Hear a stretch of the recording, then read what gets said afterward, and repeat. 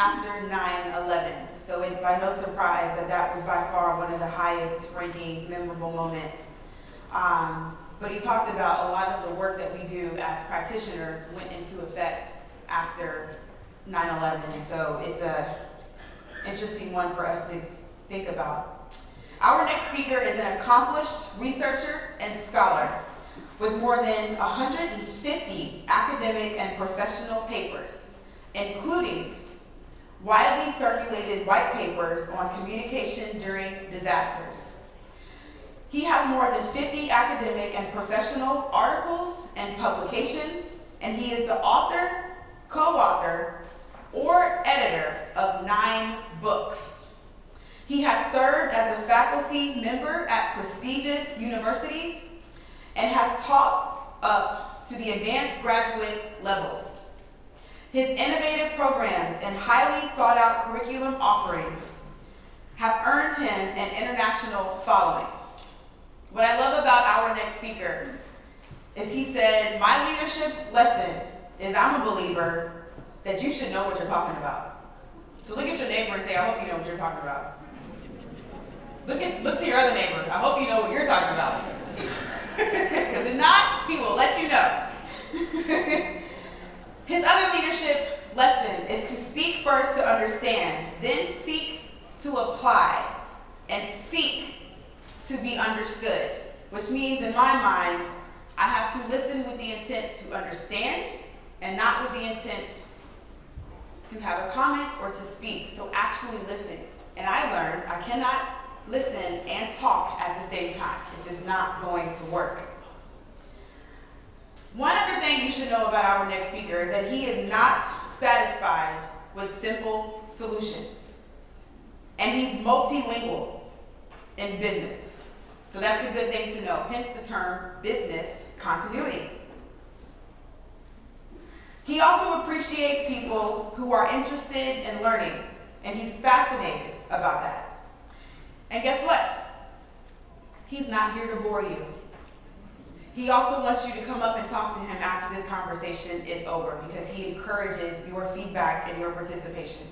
So, without further ado, please help me welcome Dr. Robert Chandler, the visiting professor of communication at Libscomb University, speaking on the topic of envisioning 2020 foresight in an uncertain world, considering crisis management, predictive planning, and decision making. Dr. Robert Chandler.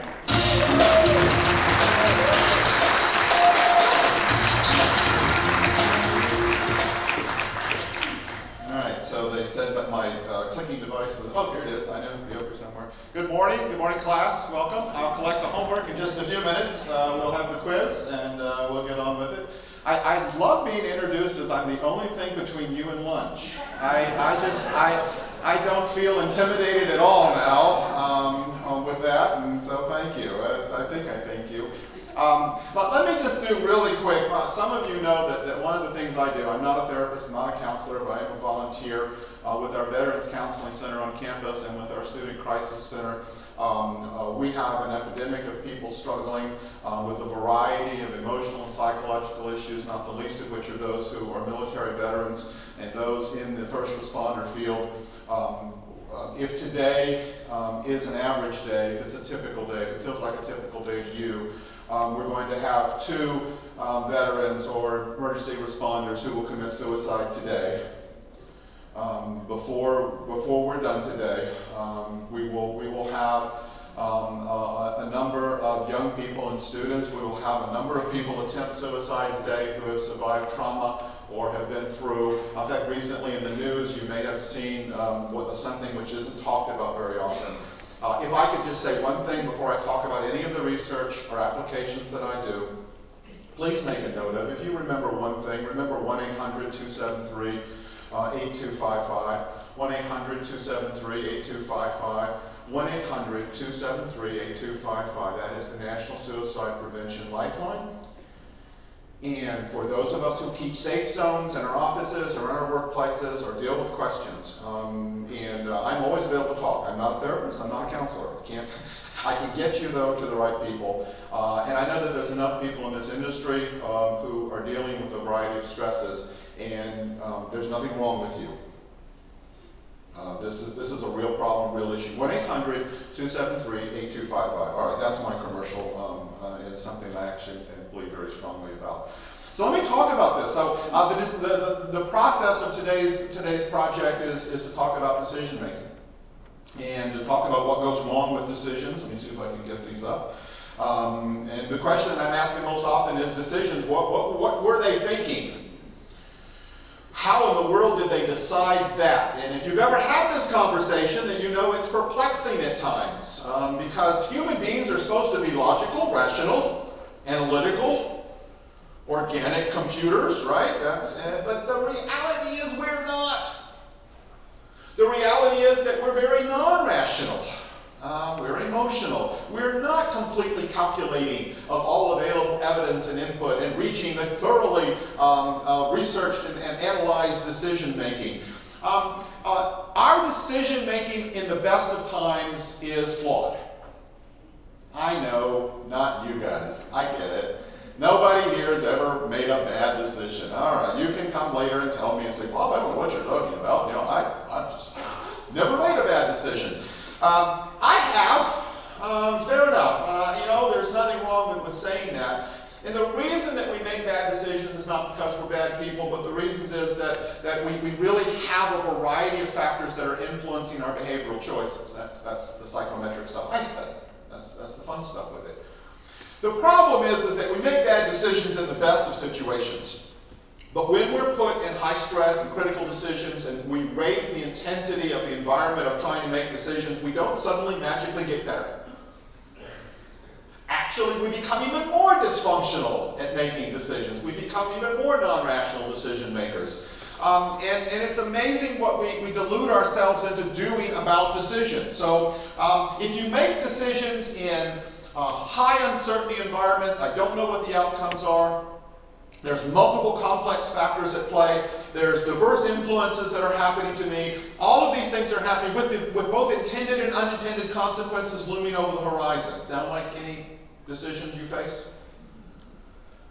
As we put ourselves in those environments, we don't magically make somehow wonderfully superior decisions. We actually decrease our ability to make good decisions.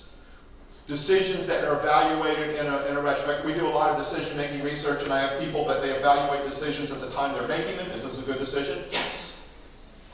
We go back and follow up, you know, maybe an hour later, maybe a day later, a month later, a year later, and we say, is that a good decision? And the yes becomes, well, no, maybe not, definitely not, no. It's like a Jimmy Buffett song. It goes from the first chorus being, maybe there's a problem, to I'm definitely the problem. And it just kind of works its way on down. But decision making is really at the heart of what most of you do. And by the way, it doesn't matter to me if you're in the crisis management C-suite level, if you're down in an IT ops center or a data ops center. It doesn't matter to me if you're an emergency responding crew or a SWAT team member. Making good decisions and improving the quality of it is a common goal that we have. The reason you're in class today is to help teach you a little bit about what we know about making decisions and improving the quality of it. Won't necessarily make your life perfect, but it might make it better to make better decisions as we go through it. Making good decisions is, first of all, let's just get the first thing out of it. It's more complicated than it should be and you think it is. You know, just simple calculation, right? Well, this is easy. I just weigh the choices and I just make the best choice, and that's the best I can do. It's actually many things at play. First of all, you don't even consider all the choices available to you. I'll come back to the research in a minute. You don't think of half the things you could have chosen to do. Never occurred to you. You don't know what to base the decision on. We call it the decision matrix criteria. It's the things that are important to you, and they change every few moments. You know? When I go to the office in the morning and the box of Krispy Kreme donuts are there, I am quite certain that the right decision is to take a Krispy Kreme donut and eat it. I would not be dissuaded from that because it seems like the incredibly right decision. Now, as short as 12 minutes later,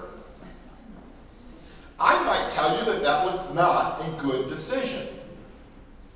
I saw a few of you at the reception Monday night. Some of you were making decisions that you were quite sure were good decisions until later that evening. Some of you came to that realization Tuesday morning at the 8:15 a.m. session, which you weren't at. Decision making, as we go through it, is very complicated, and it's temporal based. Yes, of course it is. You know, that's the old gag. You know, if my 2 hour from now self could talk to myself right now, I would give myself some really good advice I would hope that I would follow. That's the kind of thing when we talk about decisions. A lot of scholars have researched it. If you were in my graduate program, you would have read several major studies and books about decision making, and you would be giving a presentation in my class right now, because there's lots of models about it. None of them are simple. Part of the problem is that we need simple answers. We need simple things because we will not devote the psychological and physical energy necessary to making complex decisions. You don't like to do it. You don't.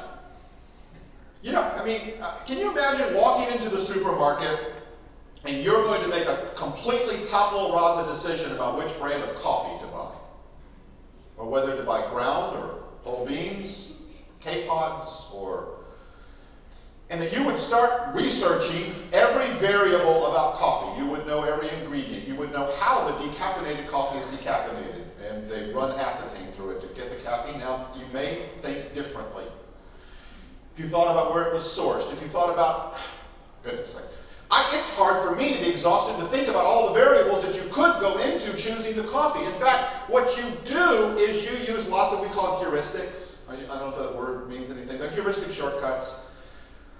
You have heuristic shortcuts for everything you do. When you show up at the office in the morning, you do not make tabula rasa. I'm sorry for my blank slate. It's just this Latin for tabula. We academics make everything more complicated than it should be. But you don't make blank slate decisions. You actually have heuristics. Right? You follow certain predictable patterns that make it. They're decision shortcuts. Okay? Heuristics is the word. If I were writing a scholarly paper, I would talk about the decision heuristics involved. But for you guys, just shortcuts. You have a brand of coffee you've probably bought before. Maybe it's not the brand. Maybe you just look at the prices. What's on sale? Which of those is a better heuristic? I'm not here to tell you at this point. I want you to see the illustration of it. You use a simple heuristic. You make a complex decision simple. We do that when we deal with other complicated issues in our world and our life and things around us. We want to make it simple. We use these shortcuts. So if you're in the supermarket trying to make those decisions, you're looking at all the coffee. If you really try each time to make a from scratch decision, you would still be standing in some supermarket somewhere. I can't. I won't decide. I'll walk away. The most common heuristics that we find in the research are: one, previous decisions that worked before, you'll make them again. You are a creature of habit. That may not surprise you.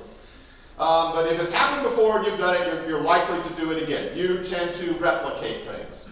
If you've done it before and it was a complete and total disaster, you will actually shy away from it.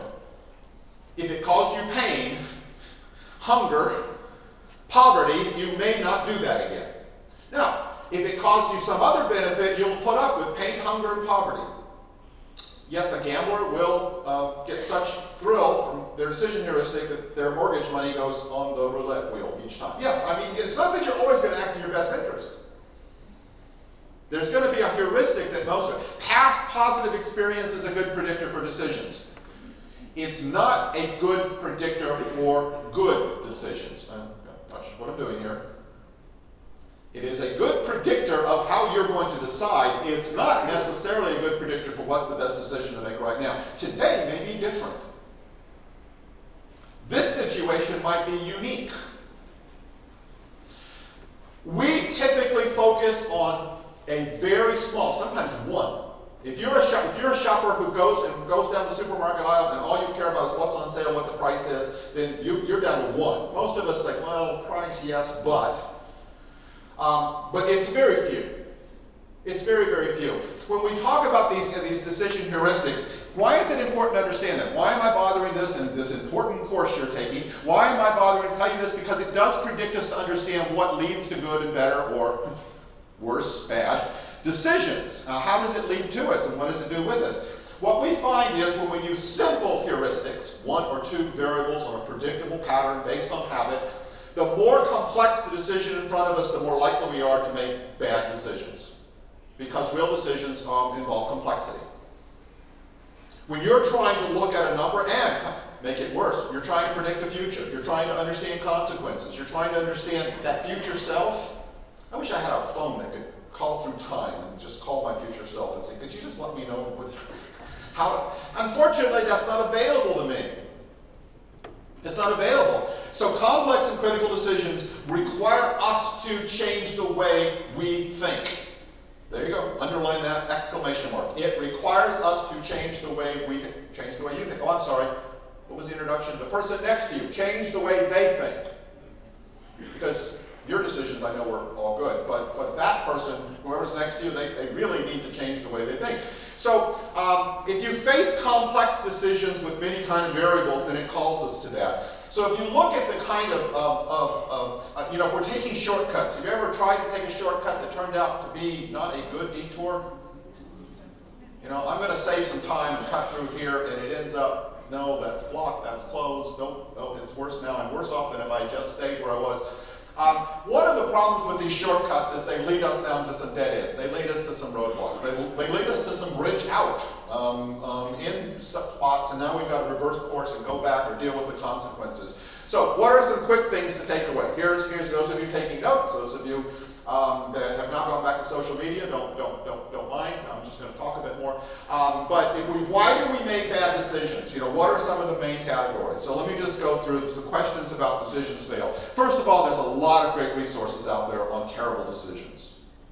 If you really want to be depressed and something to help you in the evening, there are entire books made of war plans, invasions, planes that crashed, ships that sank, empires that collapsed, businesses that failed, and they trace them all back to very key, critical, bad decisions. There's no shortage of that. A lot of reading assignments where you come in this class. You know, there's so many things to look at. But the fundamental thing that most of these have in common is the stark realization that it is simply impossible for the human to conceive or perceive or take into account all possible relevant variables and consequences at any one time. It is beyond your fundamental ability. Now, I know there are people here and the wonderful vendors with great products that will sell you all this decision support software and things that are going to fix that. That's why Wile E. Coyote pays every Acme company every day to get new equipment that's going to catch the Roadrunner. I understand that. And I don't mean to be too critical of it, but I'm just calling out a fundamental truth. Even in the best support situations, it is impossible to incorporate what seems like an infinite number of variables and complications and implications at any one time. So we're always going to be limited with this. We're always going to be limited in our ability to do it. So the question is not perfect decision making. And by the way, that's not the title of my talk today. How to always make perfect decisions. I would be silly to make a title of a presentation for that. My goal is to recognize what goes wrong and can we do it better. If I can move the needle, if I can just move us towards a little better decision making, I will feel like my class is not in vain. So we have a tendency to take complex and make it simple, to make sense of it. So as complexity increases, our sense making tries to make it more and more simple. That's why stereotypes work. That's why rules of thumb, I always do this, works. Because it keeps things simple for us. In fact, one of the things we find in decision-making literature, one of the things my students have to write papers on, is a phenomenon called post facto decision-making. What is post facto decision-making? It's the rationalizations you create about why you made the decisions earlier, to explain your decisions. After you've made the decision, you then figure out how can I justify and explain that decision. Any of you do that for your boss? If your boss is in the room, I want you to look very sternly now and go, I don't know what he's talking about. All right, just keep staring straight ahead going, this guy doesn't know. I'm sure nobody would ever have to come up with a reason why I decided to do something. But we actually know this happens. We actually have to begin to come up with, well, here's what I was thinking, here's what I was doing. It all comes down to making things simple. I know that most people at this conference are telling you simple is good, make it simple, keep it simple. I'm probably going to buck that trend. The world is complicated. Reality is complicated, and we've got to better manage and take into account the complexity of the universe we live in. I mean, I can't sell that to you. If I had it in a box and I could put it up here and sell it to you, I would be great. But I can't do that honestly. It's kind of my background. So how do we look at that? So let's do it. Number one, psychological research indicates that all of you carry around blind spots. How is that possible? I have, with my glasses, I have corrected vision.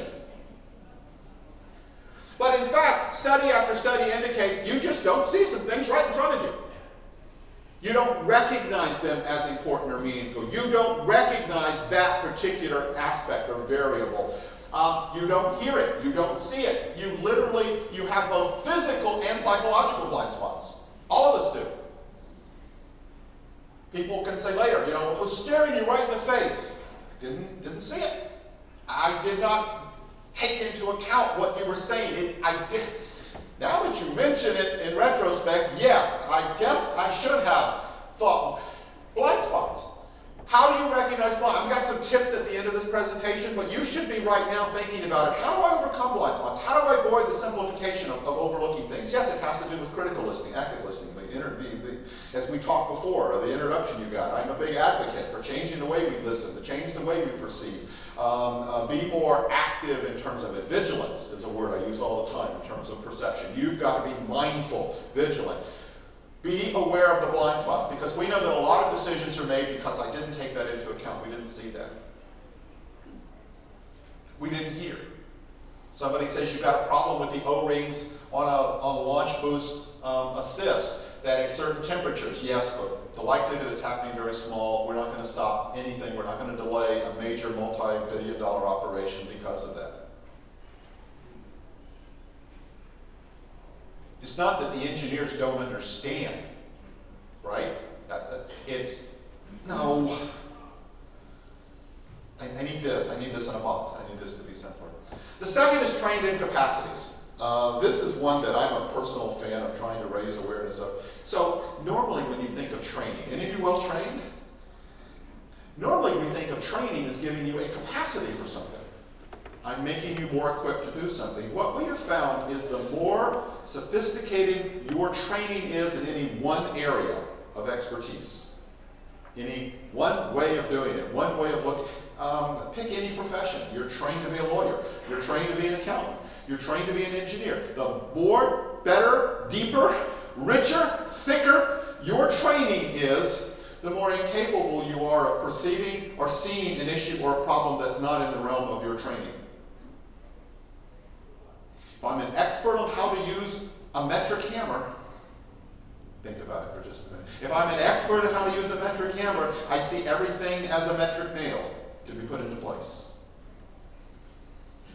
That's actually a trained incapacity. What we realize is that people, particularly C-level, engineers, crisis management teams, disaster teams, IT teams, the more expert someone is in this issue, the more incapable they are of catching or paying attention to something that's not in the realm of that issue.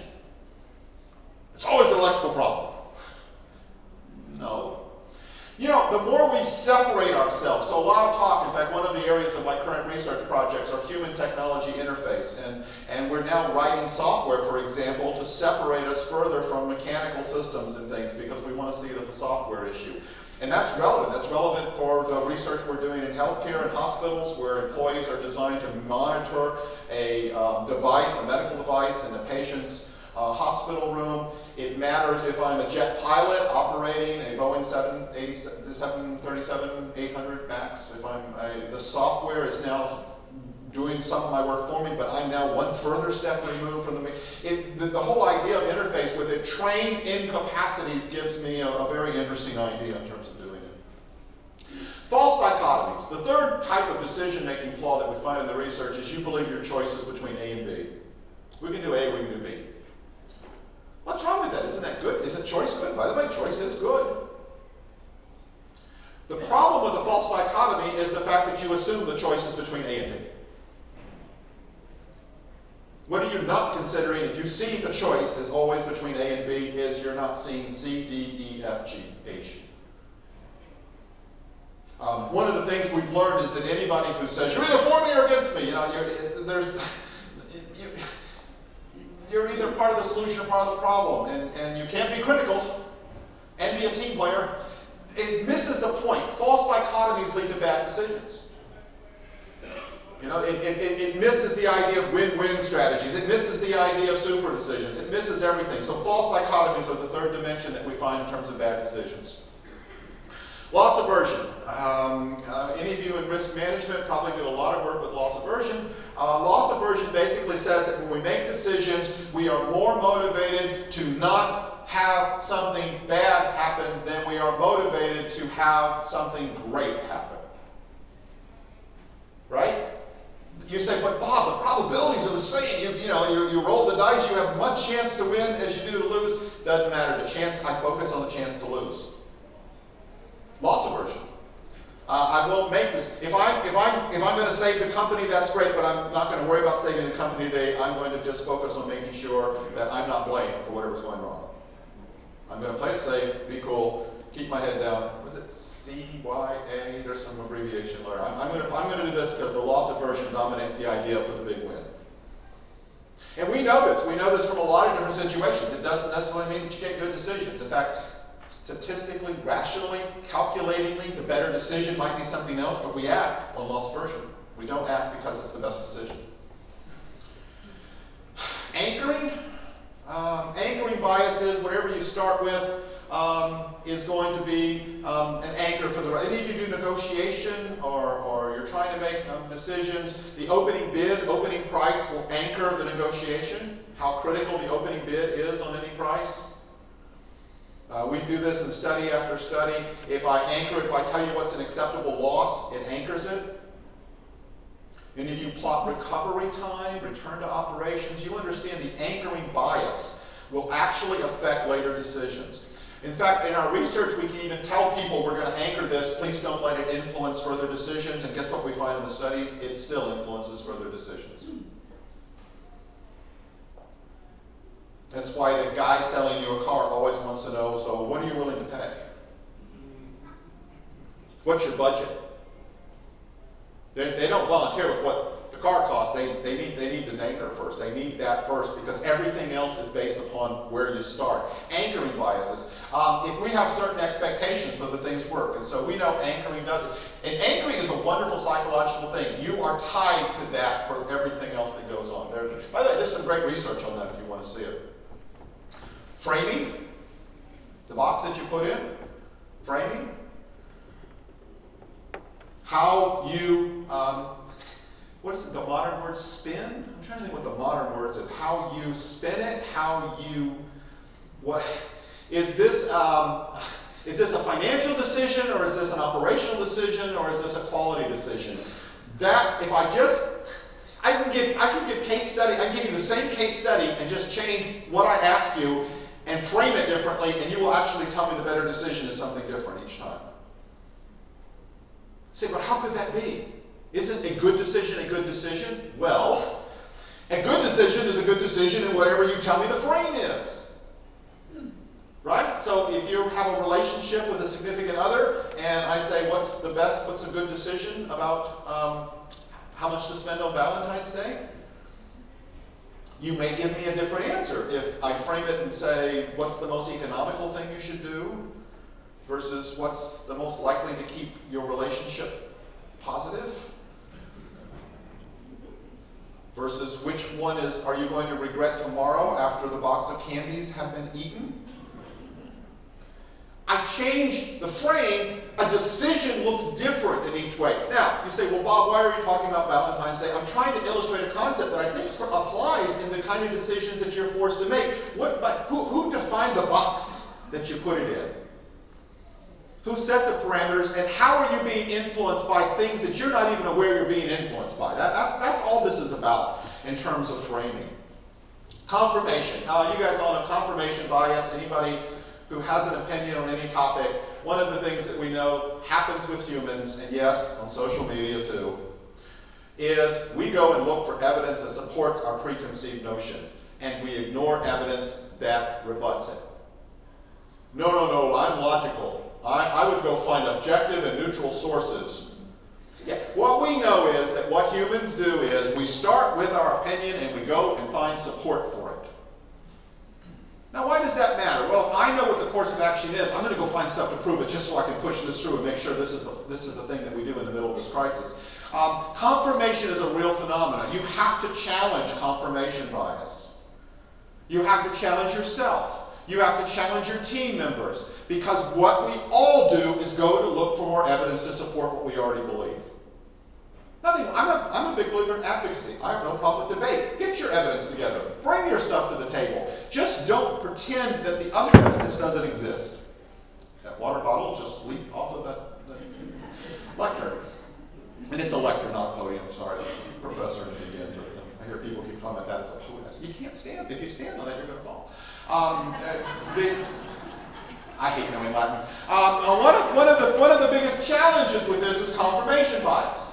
And I do it too. You do it. Not you. The guy next to you does this. They go and look for evidence to support it. The Dunningkruger effect, if you go home and Google anything, this is one you really should. And please, if your boss writes me an email about, my employee came back after hearing you speak and calls me some Dunningkruger thing, what does that mean? The Dunningkruger effect, these professors beginning in the 90s began doing research that found that the less you know, the more certain you are that you know how to do it. The less your ability, the higher your confidence is. How about that? That's another way to do that. In fact, what they found is the more you actually know about it, the more you really know what's going on here, the less certain you are that you know the best way out of this. The more you are oblivious to what's really going on behind the scenes, the more oh yeah, I know what to do. Of course. I can solve this problem.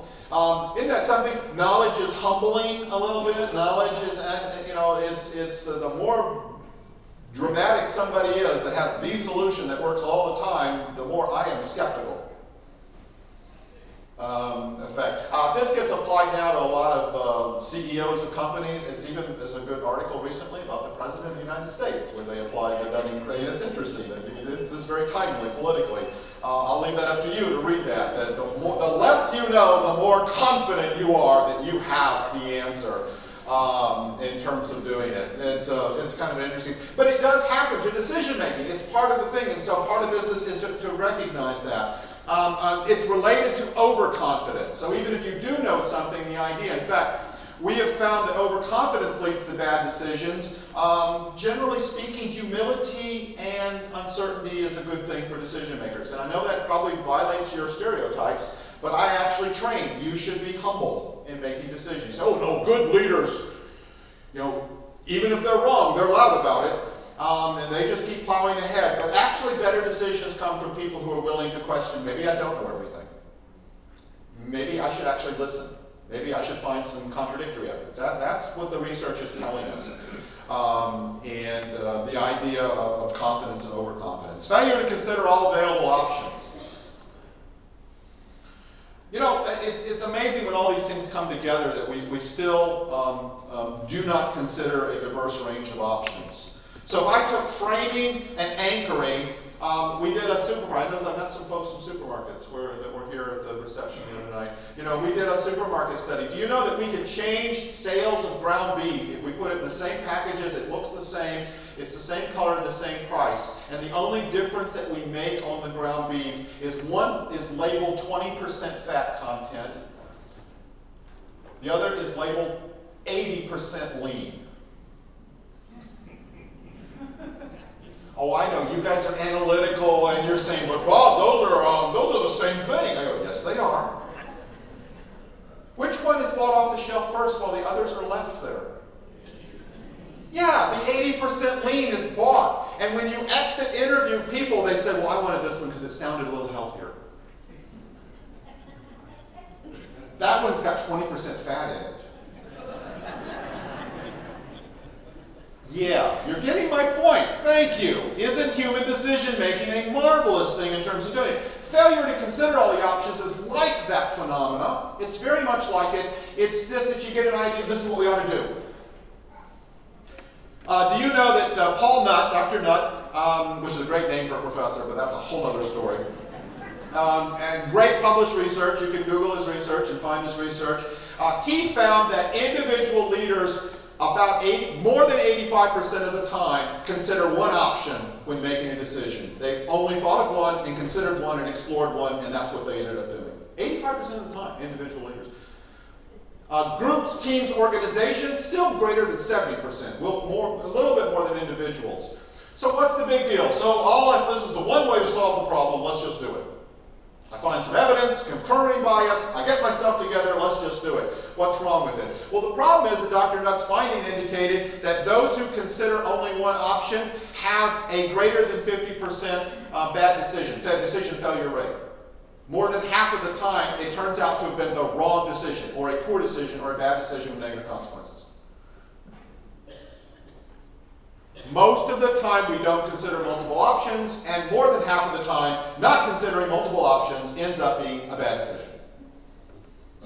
In fact, just going to two decisions, just going from thinking of one possible course of action to two possible course of actions, cuts the failure rate down to really less than 25%. So we go from higher, above 50%, to less than 25% just by considering a second option when making a decision. By the way, when you add the third option or a fourth option and give them equal consideration, the bad decision, the ineffective decision rate drops very minuscule down to the single digits. Yes, you still can make a bad decision, but my point is this. A simple change in your procedure of thinking of one decision versus two or three or four before you make the final commitment increases the likelihood of the decision in your future self calling you back and saying, thank you. As opposed to, what were you thinking? That's a simple change in the procedure in terms of doing that. If you go from individuals to groups, it raises a whole new thing. Some of you know I study group dynamics, teamwork, and so teams are great. Teams are fun. Teams have their own problem. There's so many levels of it. Irving Janis back in the 60s wrote to you about groupthink, and we still read those books. There's a problem with hidden profiles. You've got, I don't know how much of this that you keep up with. I'm going to look at just three of them real quick. One is groupthink. Classic Dr. Irving Janis's work. Groupthink is where nobody wants to challenge the prevailing opinions of the group. I'm embarrassed to say, I think you guys are all wrong. It's a chilling effect. I'm sitting here thinking, this is wrong, this is bad, this is going to be a disaster. Everyone else is going, sounds good to me. Oh yeah, all right, we're all in favor, right? And I just stay quiet. In fact, you should root out groupthink. You need a central negative voice anytime you have a team decision. Do not treat that person poorly who says, no, wait just a minute. Have you thought about, if you shame that person, if you dismiss them, you are undermining your own team's and group's decision process. Their voice deserves a place. I'm not saying they're always right. You're not hearing me if that's what you hear. I'm saying the process that discourages that kind of dissent is a process that leads more to bad decisions than good ones. That's groupthink. The second is a lack of diversity in perspectives. The research is overwhelming. The more diverse perspectives you can get on a team, the better the quality of decisions. And I mean diversity in every sense of the word. Occupational diversity, experience diversity, perspective diversity, demographic diversity. There is not a single way of measuring diversity that doesn't say you get better decisions to get more diverse opinions rather than we're all come from the same department, we've all had the same experience, we all do the same job, let's think about this, what should we do? Oh, we're in agreement, this is great. I'm suggesting that is not a good thing. If that's what's happening back in your home office, I'm suggesting it needs to be challenged. You say, oh, I'm tired of this diversity stuff. I'm just sharing with you what you get better decisions to get different points of view. And yes, you get better decisions when somebody actually says, I disagree. Have we thought about this? That's not something to be feared. The third one is, of course, the Stasser and Titus work. Are you guys familiar with the hidden profiles work? So there's so many levels here. One of them, hidden profiles. Hidden profiles is basically somebody sitting at your table and they actually know something that would be essential for the decision, but it's not shared. And the facilitator, the team leader, anybody want to be a team leader? Rule 1, Facilitate and get the hidden profiles out into the group. We know that most groups will use what's called shared knowledge and information to make decisions, even if somebody's sitting at the table who knows something different and knows why it won't work. You've got to get that into it because they will not. And in fact, it's information. Hidden profile says there's information out there that your team decision needs to make that if they had it, they would reach a different decision. So if you've got quiet wallflowers, if you've got people that never share, if you have no diversity, if you've got every negative here, you're getting overall, on aggregate, poorer decisions than if you can maximize these voices. That's my biggest takeaway. If you write any note down today and say, what about decisions? What did I learn about decisions? These are techniques to overcome all of those negative things that we talked about. I believe that better decision making is learned skills. I think you can train people and make them better. I think you can train teams. I'm a teacher. If that shocks you, I'm sorry. I think we can train people in their processes, in their perspective, in their self-criticism, their self-judgment. I really think it's possible. Why do we want better decisions? Because I think lives are at stake. I think money's at stake. I think businesses are. I think your career is at stake. How about that? Will I say something eventually that will go like, I should probably listen to this. Your next promotion may lie in this session this morning. Think about it. Just think about that for a minute. I think there's a better way to do it, and I think there's a way. I often recommend books. I rarely recommend mine. I don't recommend my books. I really don't. That's not me. This is one I just read, really enjoyed. Stephen Johnson. Have you read the new Stephen Johnson book on Farsighted? I love it. It's how to look ahead, how to see those future decisions. Really interesting, great perspective. He's got some wonderful historical anecdotes. He advocates something called full spectrum. It's consistent with everything I've been saying before. That's why I guess I like his book. Confirms my bias. Never mind, yes. But full spectrum decision making is that you're missing so much out there. You're not even taking into account the relevant variables and things. How do you get to that? It's a really interesting approach in terms of doing it. One of the aspects that Johnson talks about is mapping. But when you're making a decision, do you know where everything is? Right? Do you see the landscape? If you were orienteering, if you were going to be in a map, you would understand the rivers, the lakes, the mountains. The roads go here, go there, you understand. He suggests you got to map decisions. You cannot use the heuristics. Remember back early on, the heuristics? You can't just use the heuristics. You have to map the entire landscape of the decision that has to be made and try to see a 360 degree. There's my best metaphor for you. Right? Mapping. The other thing is that I think the better decision making in Farsighted is that you've got to embrace uncertainty. I think certainty and dog-mindedness and dogmatism and closed-mindedness, I think all of those things are detriments to good decision-making. Anybody who can look you in the eye and say, please, please, my mind's already made up, do not confuse me with the facts, is a warning sign. I think it's okay to admit what we don't know, and I know that's risky for some people, and that goes against your training because you need to be, especially if you're a leader. And I do lots of work with leaders, I do lots of work with team leaders, with executives who are saying, they will scent the herd, they will know that I'm the weak one in the herd, and the lions will come get me. I cannot go out there and not pretend like I know everything, and the problem is it doesn't lead to good decisions. Yeah, I don't know if you're going to be culled from the herd because you're uncertain. I just know you will make better decisions when you're willing to say, I don't know everything. I need help. I need us to do it. I need the synergy. I need the diversity. I need different person. I need everything I just finished talking about in order to make better decisions and move us forward. I'm not going to pretend like I can do it all myself and do it. Cone of uncertainty. Admit what you don't understand and don't know before you're making decisions. Don't fake it till you make it. Don't do that. You can't bluff your way through good decisions. It is not leading to good decision quality. By the way, that's the same at home. That's the same trying to raise teenagers. At some point, those of you who have... By the way, having raised children and made more mistakes than anybody possible, I love it when people without children give me advice. They say, well, here's what you need to do. I can't believe it. I'm like, you come to my world for a while and then come back later and tell me why it is that I can just easily solve these issues with teenagers. But anyway, that's a whole other story, but it does relate to this.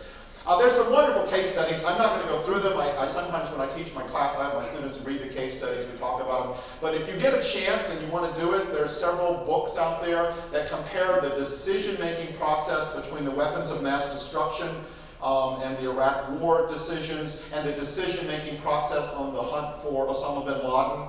And they're really a complete juxtaposition between one that was looking for confirmation bias, they were anchored, they already had limited perspectives, they didn't get diversity, and they just never questioned it. Everybody knew for certain what things were, and it led to one decision about weapons of mass destruction. I don't believe, in fact, after reading the case study, I'm not going to get involved with politics, but I don't believe it was a perpetuated lie. I think it was a self-delusion and a bad decision-making based on the process, but that's just after having, that's an academic viewpoint. The opposite is what was done with the Osama bin Laden search, which was everything was questioned. People were sent back. Do not bring me your pre-assumptions. I want to know that. I want to question your evidence. I want to see this. Yeah, that's what you think with this. Very interesting, very wonderful. If you want to go back and do a development workshop or to do a retreat with your team, get some of these case studies and just go through them as a tabletop and look at it at each step of the way. And it will illustrate the point I'm trying to make today about trying to get us more towards better decisions. That's a great case study. Challenged assumptions. Their confidence in their finding. One of them was highly confident, very highly confident of what they had found. The other one was very humble, very like, we just still don't know for absolutely sure. And it's interesting how they both turned out in terms of decision. I'm just about the process involved. I think you have to figure out how to get perspectives. I've come back to diversity one more time, but if you're looking to improve decision making in your situation, if you do not have a diverse range of perspectives, yeah, diverse people, yes, but perspectives. I want different perspectives. I want an engineer there. I want someone with security. I even want the accountants there. I want all of these people in the room because when I see the implications and I try to imagine what the consequences are, I need diverse perspectives. And if all you hear today is that professor got up there and talked about diversity, I'm tired of all this stuff, I mean, you're not hearing my core point. I'm not suggesting you do it for any reason other than it will make your teams better and get you better decisions.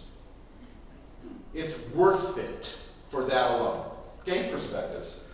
I think you have to visualize complexities. I know you hate complexity. You want the world simple. You want the world ordered. I know we all do. That we're humans. The world is a big, dangerous, fast-paced, fast-moving place. But you have got to find a way to visualize the complexities that are out there.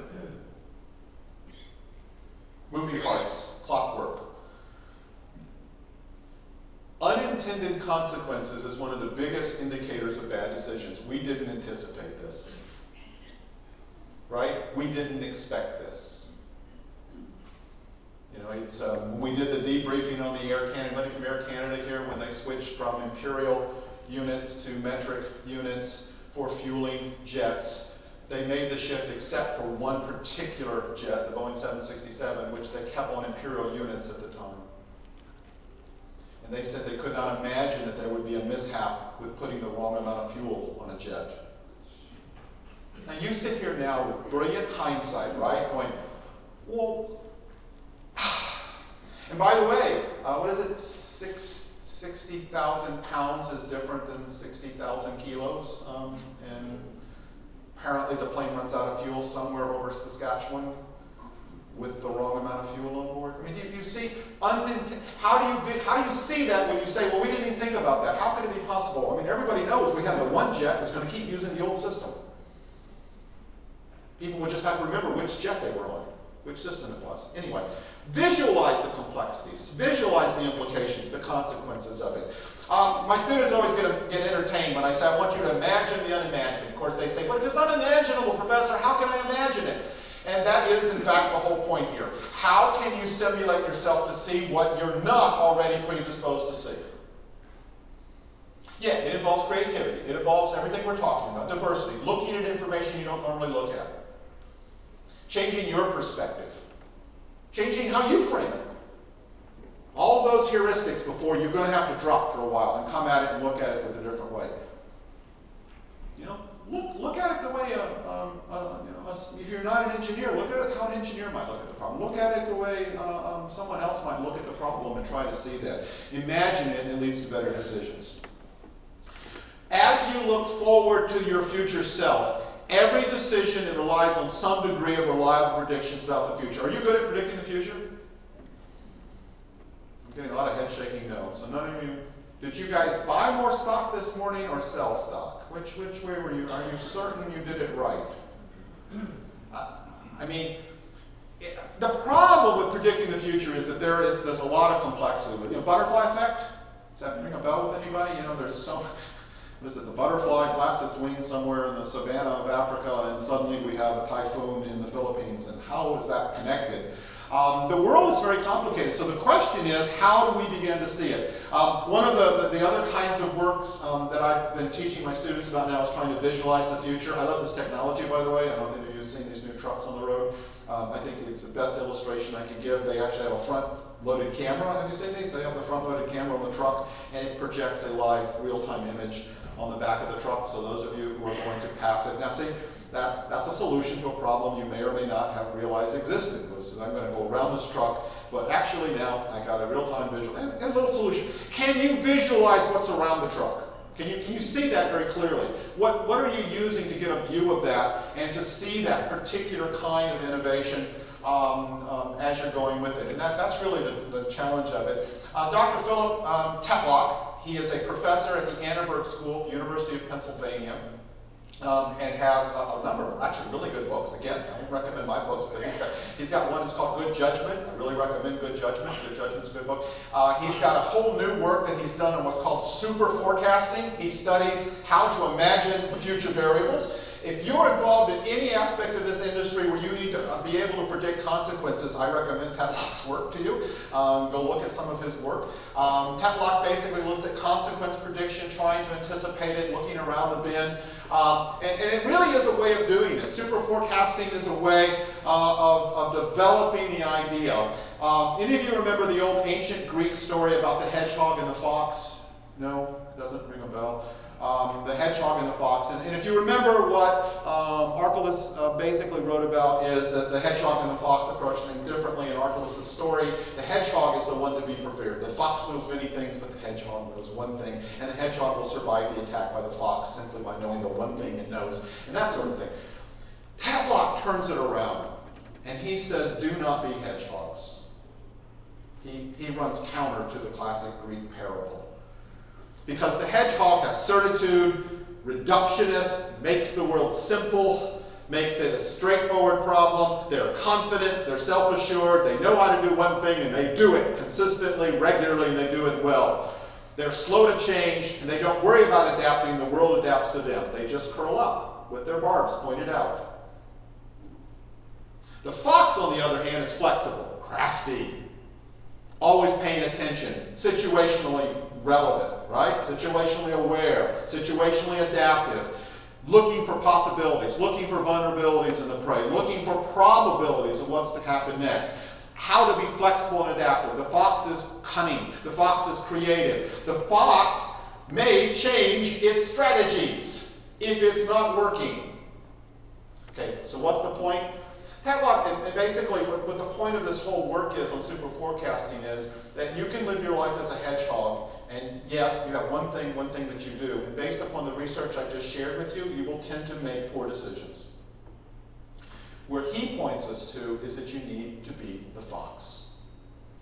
You need to be the crafty, cunning, paying attention, looking at new perspectives, approaching the problem from a different angle, and maybe not the same way you got lunch yesterday.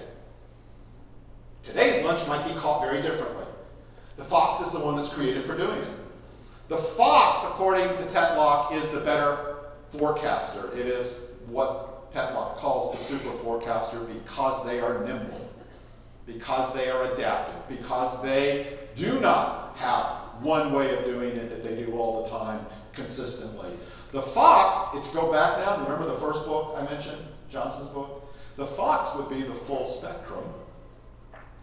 See, I have tied it in. Isn't that amazing? It's almost like I planned this. The fox, from Tetlock's work, would be what Johnson calls, right, the full spectrum decision-making that you cannot just walk into your way of doing. I am telling you, don't use your heuristics even though they're comfortable. If you're going to make better decisions, if you're going to avoid the other decisions, you're going to have to do it. Super forecasters are open to new things in new ways. They're open to diversity, they're open to listening. They're open to look at evidence beyond that which just confirms what they already knew to prove that they're on point. All right, so I told Patty I would save 5 minutes. I saved 5 minutes and 42 seconds according to the timer in the front of the room. And so I'm like really eager to get comments and questions. My mic's going on. I'm eager to get comments and questions. I do like this warning sign. I love warning signs. The warning sign's a big one. So if you fall over the fence into the jaguar cage to take a selfie, you might injure the jaguar, and I'm really bothered by that. So please don't hurt the jaguar. Questions or comments before I know? This is the only thing between you and lunch. I get it. I know. I'm so sorry for doing that. Yes, sir. Yes, sir. Yes, sir. What's your latest book? So I've got one right now that I'm working. I mentioned earlier. I'm working on a project between human and technological interface, and I also have one on crisis team decision making. Is what I'm working on there. I don't know when they're going to be out. I got distracted with a little bit with a historical look at the study of different communication theories, but I'm going to get back to it in terms of doing it. But I'm not selling my book. I'm selling these other guys. Go find these other great guys in terms of doing it. Other comments? How many of you are? Oh yeah, another comment. Oh, did you bring any of your books? No. No, I don't do that. That's fine. There's plenty of books for you to get in terms of doing it. You know, part of my reason for even teaching and sharing this is that I think we can do better. So if you're already like exceptional and you're the role model, I should have brought you up here and interviewed you as the greatest decision maker ever. My apologies to you. Please let me know. Next year I'll get a chair and I will be happy in doing that. For the rest of us though, my goal is for us to try to improve our decision making and to make better decisions and more aggressive decisions. Yes, there's a hand over here.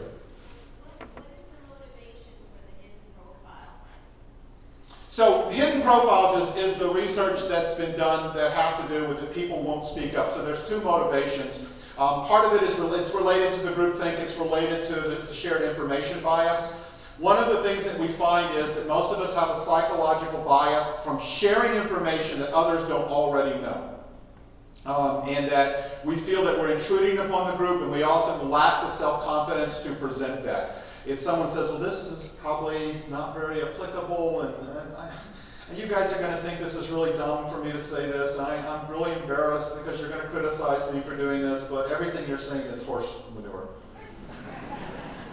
We are reluctant to do that for some reason in terms, it's social norming, what it really is. I mean, it's behavioral norms. Some of you say, no, Bob, I've been taught to speak my mind and I'm blunt and I make everybody hate me. Okay, well, you don't have that same problem. You probably have a whole other interaction problem that we have to deal with. Solving one problem creates another, which is the whole point of super forecasting. And that's the whole point of this, is that the unintended consequences. So I'm relevant for that. But that's it. It's a personality trait, and it's once we're in social groups, you know. What is it, the Sally Fields line? We all want to be liked. You like me. You like me. I'm sorry. I tell stuff. My students all the time have no idea what I'm talking about in class. Yes, sir. Can you comment, as you spoke earlier, about the fact that sometimes time is an issue and you do not have enough time to take into account a lot of the things that you've shared today, and any shortcuts there when you're faced up, I got to make a decision in 5 minutes. So the question is about time. So it's a trade-off, right? Let me just give you a very simple metric. So if I had unlimited time, unlimited information, unlimited decision-making resources, I could probably make better decisions. Yeah. You don't have all of those unlimited variables. So here's your question, is how can you maximize the time you do have? What can you pre-position? What can you build into the decision processes that allow you to do what you can do to the best of your ability to do it? Right? So if someone's drowning in the pool that we're walking by, after we get out of this set, oh, you're going to lunch next. Well, after we go to lunch, you're walking by the pool, there's someone drowning in the pool. I am not suggesting you form a diverse committee to begin deliberating over the best way to rescue the person from the pool and whether they should be rescued. I understand that. On the other hand, are there things you should do in advance to improve the decision making about what to do? Can we train people Anybody take the American Red Cross life-saving? Do you understand what you're looking for in terms of saving the person in the pool? Reaching those decisions should be done by taking into consideration all sorts of things. You know, one of the fatalities they have down here in Florida every tourist season is at least one instance of an electrocution at a pool. They have people, and there's almost about 50% of the time there's a secondary electrocution. So something goes wrong, the wires in the pool water, the pool lights short circuit, something goes wrong. The first electrocution happens. You know what the 50% of the time the second electrocution is? Yeah, it's someone that goes into the water to grab the person who's being electrocuted to get them out. And then what happens is, what I am suggesting is that we do our diverse training stuff to recognize what the situation is so I can act quickly when there's no time. You know, I can only bend the laws of space, time, physics when I'm feeling really good. Otherwise, I'm kind of trapped. Oh, it says 10 seconds. Wow, they cut me close. What? Any final comments for the last 10 seconds before they drive me off the stage? There was a few. Oh, there's one. I'm sorry, it's on the screen. Is it on my screen? Oh, it is on my screen. How to convince other people to be better decision makers. Well, sometimes just holding a mirror up to the decisions they've made can be the very first starting place that I do. Certainly, do you do after-action reviews, hot washes, debriefings? Do you do any kind of assessment, evaluation? Anywhere you want to plug in, we should actually look at our decision-making process is a good first step for those team members. If you need senior management to come and rattle a stick at you, do that. If you need me, call me. I'll be happy to show up and say, here's, you guys are, you could do this a little better. But I think do include it. If you have any kind of review process, after action, performance review, if you have any evaluation or assessment, please include a separate checklist for how we make decisions. Could we have made better decisions? You know what? Even especially when you think your decisions were pretty good, even then, could we improve the decision-making process? Even then. I mean, why not get better? Say, well, we're just good enough. No, that's not what we aspire to. You know, how do we get to the next step? So that's a very good question. I don't know who asked it. It's kind of anonymous, but I think it's a very good question. I think that's the answer in terms of doing it. All right, now I'm at the end of my time, and I know that I'm standing between you and lunch. So thank you for putting up with me. I'll be a quiz later.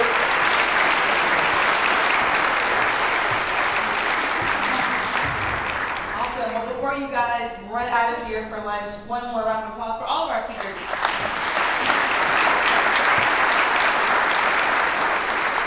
So I have to give a special shout out. Is Chris Miller here? She has been, there you go, on Twitter, on LinkedIn. She is tagging DRJ. She is giving us our social impressions. So thank you so much for all of your tweets, for all of your comments. Please follow her at B4Crisis. So I asked a couple of my colleagues, what was your biggest takeaway from this week's conference? And I got really 3 key words that stuck out. And the feedback was, our world is changing, and how we do what we do is changing. So the 3 words were connect, and that means join together. I had a chance to catch up with Morgan Vanderberg. She is an avid soccer player. Is she here today? Morgan, she's an avid soccer player. She has an awesome crisis story from Paris, so please be sure to ask her about her own crisis experience. She taught me a lot about traveling abroad and planning for the worst. So first is connect. The second is to collaborate. Marianne, Beanie, and JJ are not here, but I collaborated with them last night, and they gave us tips on how to enhance our social media performance to be able to reach more people in the profession. So collaborate, work jointly together, shake hands, talk to people. Even if you're introverted, just go up and say, hey, my name is. It's a great conversation starter. Why are you here? What brought you here? Use some of the techniques that you learned through this week's conference to help you with that. And the last word was create. I had a chance to meet Dan Jarva. They are making some waves in Charlotte, and that's where I am based. And so it's going to be a great opportunity for us to create some networks and some communities where I live.